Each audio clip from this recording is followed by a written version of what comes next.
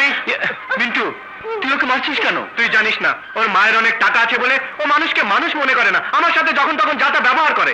মায়ের টাকা আছে? ও, বুঝতে পেরেছি।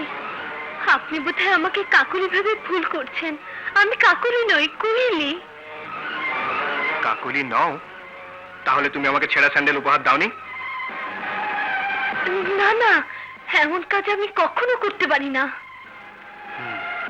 মিন্টু, আমার মনে হয় কাকুলি ইচ্ছে করেই তোর হাতে ওকে মার খাওয়ার জন্য এসব করেছে। যদি তাই হয় তাহলে আজ আমি কাকলিকে ধরে নিয়ে গিয়ে এমন শাস্তি দেব যাতে ও আর কোনোদিন এই কলেজে মুখ দেখাতে না পারে।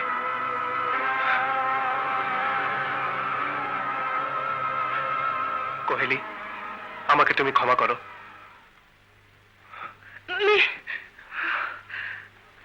আমার মনে হয় ও কাকুলির বড় কোনো ক্ষতি করে ফেলবে।